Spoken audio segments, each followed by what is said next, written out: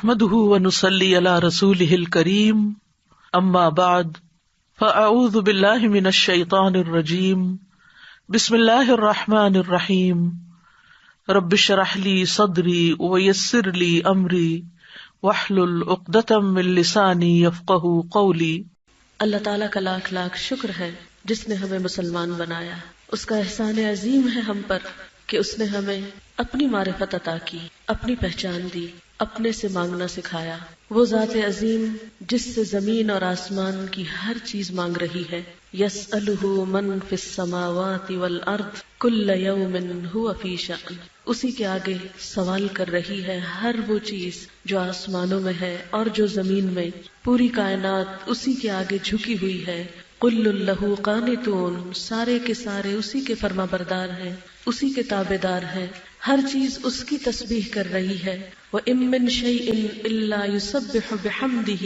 وَلَٰكِن لَّا تَفْقَهُونَ تَسْبِيحَهُمْ، کوئی چیز ایسی نہیں کہ جو اس کی تسبیح نہ کر رہی ہو، لیکن تم ان کی تسبیح کو سمجھتے نہیں۔ ساری کائنات اسی کے آگے سجدہ کر رہی ہے، اللہ سبحانہ و تعالیٰ کے آگے جھکی ہوئی ہے۔ تو کیا ہم انسان جس کے لیے اللہ نے یہ ساری نعمتیں بنائی ہیں، کیا وہی اس کے آگے نہ جھکے گا؟ کیا وہی اس سے نہ مانگے گا؟ کیا وہی اس کی تسبیح نہ کرے گا؟ کیا وہی اس کی اطاعت اور فرما برداری نہیں کرے گا؟ یاد رکھیے کہ اگر ساری کائنات اللہ تعالیٰ کے آگے جھکی ہوئی ہے اور میں اور آپ اس کے آگے صحیح معنوں میں نہ جھکے، سرکشی کریں، اس کی فرما برداری نہ کریں، اس کی اطاعت نہ کریں، تو اس میں کسی اور کا کچھ بھی نقصان نہیں، اس لیے کہ ساری کائنات تو اپنے رب کو راضی کر رہی ہے، اس کی وفادار ہے، اس کی اطاعت گزار ہے۔ اگر ہم نہیں کریں گے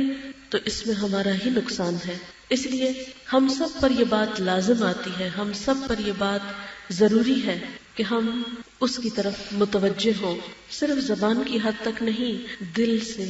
روح سے، پورے شوق سے، محبت سے، ہر طریقے سے اتنا اس کو پکاریں کہ وہ راضی ہو جائے، اتنا اس کے آگے سجدہ ریز ہو جائے کہ وہ ہم سے خوش ہو جائے، اس کے راستے میں اتنا دوڑنے اور بھاگنے والے ہوں کہ وہ ہم سے خوش ہو جائے۔ اور پھر ہم کیوں نہ اس کے آگے جھکیں، کیوں نہ ہم اس کی فرما برداری کریں، کیوں نہ اس کی تابعداری کریں کہ وہ ہمارے ہر حال کو جانتا ہے، ہماری ساری تکلیفوں کو، ہماری مجبوریوں کو، ہماری پریشانیوں کو، ہمارے غموں کو، ہمارے دکھوں کو، ایک ایک چیز کو وہ جانتا ہے۔ اللہ لطیف بعبادہ، اللہ اپنے بندوں کے بارے میں باریک بین ہے، خوب خبر رکھنے والا ہے۔ اور پھر اسی کی طرف ہم سب کو پلٹنا ہے، اسی کی طرف رجوع کرنا ہے۔ اگر آج ہم خوشی سے اس کی طرف رجوع نہیں کرتے، آج اگر ہم محبت کے ساتھ اس کی طرف نہیں پلٹتے، آج اگر ہم خالص ہو کر اس کا نام نہیں لیتے، تو پھر یاد رکھیے کہ اسے بھی ہماری کوئی ضرورت نہیں۔ آپ دیکھیے کہ جب یہ درخت اور یہ شجر اور حجر اللہ تعالیٰ کو پکارتے ہیں، اس کے آگے سجدہ ریز ہوتے ہیں، تو وہ دکھاوا نہیں کرتے، ان کے دل میں اپنی کوئی بڑائی باقی نہیں رہتی۔ لیکن کتنے افسوس کی بات ہے کہ ہم جب اللہ تعالیٰ کے آگے جھکتے بھی ہیں، نیکی کا کوئی چھوٹا سا کام بھی کرتے ہیں، تو عموماً ہماری خواہش کیا ہوتی ہے کہ دوسروں کو پتہ چل جائے، دوسرے لوگ خوش ہو جائیں، دوسرے راضی ہو جائیں، ہم اور لوگوں کو اس میں شریک کر لیتے ہیں، جبکہ زمین و آسمان اور کائنات کی کوئی بھی چیز جو اللہ کا ذکر کرتی ہے، اللہ کی تسبیح کرتی ہے، انہیں اللہ کے سوا کسی سے جزا نہیں چاہیے ہوتی، انہیں اللہ تعالیٰ کے سوا کسی اور کو راضی نہیں کرنا ہوتا، ان کی عبادت اور تسبیح بالکل خالص ہوتی ہے۔ پھر یہ کہ جو بھی عبادت وہ کرتے ہیں اس کا طریقہ بھی جانتے ہیں، جبکہ ہمارا حال اکثر یہ ہوتا ہے کہ اگر اللہ تعالیٰ کی عبادت کرتے بھی ہیں تو مارے بندھے، کبھی اس میں دکھاوا شامل کر لیا، اور کبھی کی بھی تو ایسی ٹوٹی پھوٹی کے طریقہ بھی درست نہیں۔ قرآن پاک میں اللہ تعالیٰ باقی مخلوق کے بارے میں فرماتے ہیں کہ کل قد علم صلاتہ و تسبیحہ، کہ سارے کے سارے جانتے ہیں اپنی نماز کا طریقہ، اپنی تسبیح کا طریقہ۔ ایک نہیں جانتے تو ہم ہی نہیں جانتے، ایک نہیں معلوم تو ہم ہی کو نہیں پتا کہ وہ کون سی باتیں ہیں، وہ کون سی چیزیں ہیں، وہ کون سے کام ہیں جن سے اللہ تعالیٰ راضی ہوتا ہے، اور ان کاموں کو ہم بغیر کسی کے کہے، بغیر کسی کے بولے، اپنی خوشی کے ساتھ آگے بڑھ کر کرنے والے ہوں۔ تو اللہ تعالیٰ کی طرف رجوع کرنے کے کاموں میں سب سے بڑی اہم بات یہ ہے کہ ہم اپنے دل کو اس کے لیے خالص کر لیں، اس کی نعمتوں کو یاد کر کے اس کا شکر ادا کرنے والے بنے۔ کیونکہ جب تک دل کے اندر اس کا شکر نہیں، جب تک دل کے اندر اس کی قدردانی نہیں، اس وقت تک عبادت کا لطف نہیں آ سکتا، عبادت کی خوشی دل میں محسوس نہیں ہوتی۔ ایک یہ ہے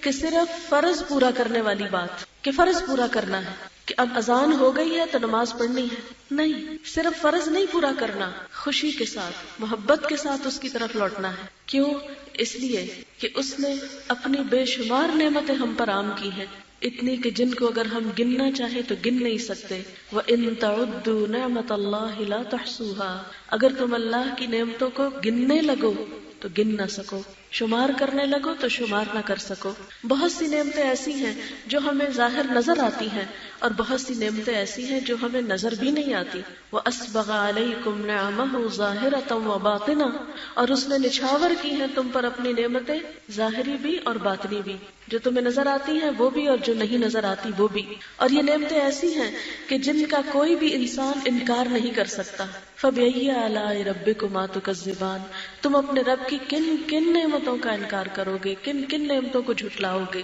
کن کن نعمتوں کے بارے میں کہو گے کہ یہ نعمتیں ہمیں اللہ نے نہیں دی اور فلاں نے دی ہیں۔ سب کچھ جو بھی ہمیں ملا ہے اسی کا ملا ہے۔ بہت سے لوگ عبادت میں سستی کرتے ہیں یا کرتے کرتے چھوڑ دیتے ہیں، یا کہتے ہیں کہ ہمیں کیا ملا ہے جو ہم عبادت کریں، ہمیں کیا اور فائدہ ہوگا کہ ہم اس کو پکاریں۔ تو یاد رکھیں کہ اگر ہم اللہ تعالیٰ کی ایک طرف نعمتیں گن کے لکھیں اور دوسری طرف ہم اپنی عبادت اور اطاعت کو دیکھیں تو ہم دیکھ سکتے ہیں کہ جو کچھ اس نے ہمیں دیا ہے وہ تو ان گنت ہے، اور جو کچھ ہم کرتے ہیں وہ چند انگلیوں پہ گنا جا سکتا ہے، اور وہ بھی جو کرتے ہیں خالص اس کے لیے نہیں کرتے، اوروں کو بیچ میں شریک کر لیتے ہیں۔ اور نعمتیں اگر ان کو گننا چاہیں تو انسان اپنی ہی ذات میں، اپنے ہی نفس میں دیکھے۔ وَفِي أَنفُسِكُمْ أَفَلَا تُبْصِرُونَ، اور تمہارے اپنے نفسوں کے اندر بہت سی نعمتیں ہیں، بہت سی نشانیاں ہیں اللہ کی۔ افلا تبصرون، کیا تم دیکھتے نہیں ہو، تمہیں نظر نہیں آتا کہ یہ سب کچھ تمہیں کس نے دیا ہے؟ لیکن اللہ تعالیٰ کا شکوہ ہے اپنے بندوں سے،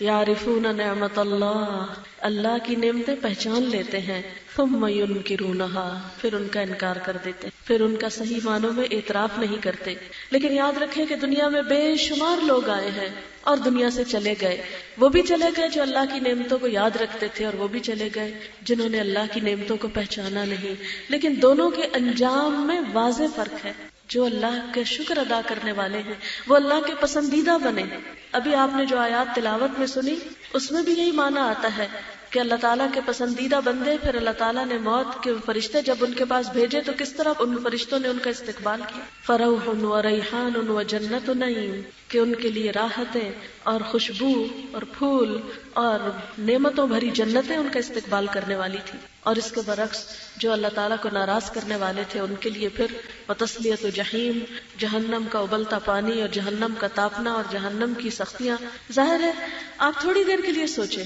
دو لوگوں کو اپنی نگاہوں میں لائیں، ایک وہ شخص کہ جس کے ساتھ آپ بھلا کرتے ہیں اور وہ اس کی قدردانی کرتا ہے، اور دوسرا وہ شخص کہ جس کے ساتھ آپ بھلا کرتے ہیں تو وہ نام بھی نہیں لیتا، الٹا آپ سے ناراض ہوتا ہے، شکر کی بجائے شکوہ کرتا ہے۔ آپ بتائیں آئندہ آپ کس کے ساتھ بھلا کرنا چاہیں، اس کے ساتھ جو شکر کے بجائے شکوہ اختیار کرتا ہے، یا وہ جو شکر کی جگہ شکر ہی ادا کرتا ہے؟ تو قدرتی بات ہے کہ جو شخص احسان مانتا ہو، جو شخص احسان مند ہو، وہ بندوں کا بھی پیارا ہوتا ہے اور وہ اللہ تعالیٰ کو بھی بے حد پسند ہے، اور جو احسان نہ مانے وہ بندوں کی نظروں میں بھی کوئی حیثیت نہیں رکھتا اور اللہ کی نگاہ میں بھی اس کا کوئی مقام نہیں ہوتا۔ لیکن افسوس یہ کہ نعمتیں پانے کے بعد ہماری زندگی کا اکثر حصہ شکر کے بغیر صرف پریشانیوں میں گزرتا ہے، صرف غموں میں گزرتا ہے۔ کبھی جان کی فکر لگی رہتی، کبھی اولاد کی فکر کھاتی، کبھی مال کی فکر ہے، کبھی اس کا غم ہے، کبھی اس کا ہے، کبھی اس کا ہے۔ اگر ہم میں سے ہر ایک